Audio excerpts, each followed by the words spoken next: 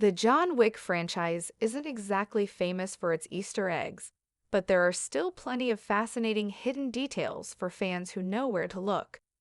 Chad Stahelski rarely makes his Easter eggs too obvious. Instead, they require the audience to think a little deeper. Stahelski has spoken about his fondness for classical music, Greek mythology, art, and old action movies, so John Wick fans should pay extra close attention to these details.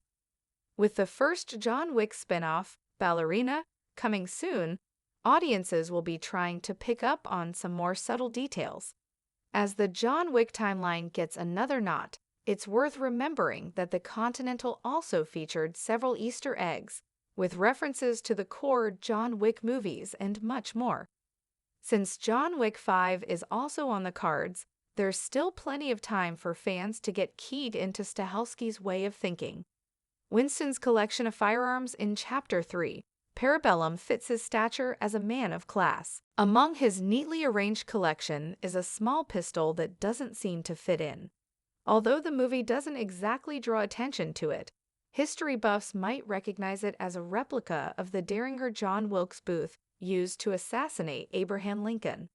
Booth is one of history's most famous assassins, so it makes sense that Winston might have a token in his honor. Even though the assassins in the John Wick franchise are primarily motivated by money, not politics, it's a nice touch to draw parallels between them and real assassins from history. When John sits down for a high-stakes game of poker in Chapter 4, it's hard not to think about Casino Royale. Like the James Bond movie, the game has a lot more writing on it than the chips on the table or any money, but John Wick's reference is deeper than it seems. John Wick, Chapter 4's poker scene is more accurate to Ian Fleming's novel than the Casino Royale movie in some ways. While Mads Mikkelsen plays the Bond villain Le Chiffre opposite Daniel Craig, his version of the character isn't particularly faithful. Fleming describes the villain as an overweight gambler who puffs on an inhaler, more like Killa Harkin in John Wick. As John Wick tries to evade dozens of assassins in Paris, a DJ updates the criminal underworld on his movements using coded messages. This adds plenty of style to the drama, but it's also a reference to the cult classic 70s action flick The Warriors. John Wick, Chapter 4 goes even further with its homage to The Warriors. As well as featuring a similar DJ character, it also plays a cover of Nowhere to Run. John Wick's version is sung by Lola Collette, while The Warriors featured a cover by Arnold McCuller. The first John Wick movie features a subtle reference to one of Keanu Reeves' best movies, which came out years before The Matrix. When one of Tarasov's men can be seen playing a video game, he's online with another gamer who uses the alias Point Break. Point Break stars Reeves as an FBI agent named Johnny Utah, who infiltrates a gang of bank robbers who share over their love of surfing. It's a ridiculous premise, but Reeves and Patrick Swayze both deliver compelling performances, and Kathryn Bigelow's direction makes it a heist thriller to remember. The world of John Wick shares some similarities with chapters from Greek mythology. Some of these references are more obvious, like Charon's name, and the fact that John pays him with a gold coin. Other allusions to Greek myth are harder to pick up, even if they help flesh out the world of the franchise. One reference to Greek myth that fans might not have noticed on first watch is the name of John's wife. Helen of Troy is said to be the most beautiful woman in the world, and Christopher Marlowe famously wrote that hers was the face that launched 1,000 ships. In John Wick, Helen is the ideal of beauty and peace to John, and her death sends him to war. In one blink and you'll miss it moment in the first John Wick movie, a security guard can be seen reading a copy of Shibumi by the American author Trevanian. Shibumi tells the story of a highly skilled assassin who tries to live a peaceful life until a visit from a stranger drags him back to his old ways. The parallels between Shibumi's story and John Wick are obvious, but it's unclear if the book's presence in the movie is merely an homage, or if it counts as Chad Stahelski's way of highlighting one of his key influences.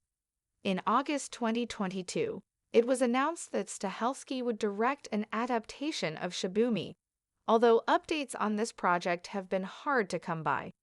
By now, most John Wick fans will know that Chad Stahelski worked as Keanu Reeves' stunt double in the Matrix franchise. Lawrence Fishburne's casting in Chapter 2 provided a Matrix reunion for Neo and Morpheus, but John Wick resisted the temptation of a direct reference until Chapter 3, Parabellum.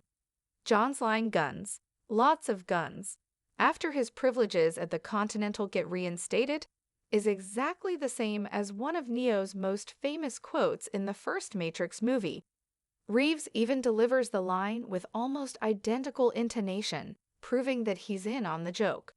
The John Wick franchise is filled with small details which hint at John's past, even if it never shows him while he's still a working assassin. One subtle detail comes from the way that he wears his watch, which some people might recognize as a common military tactic.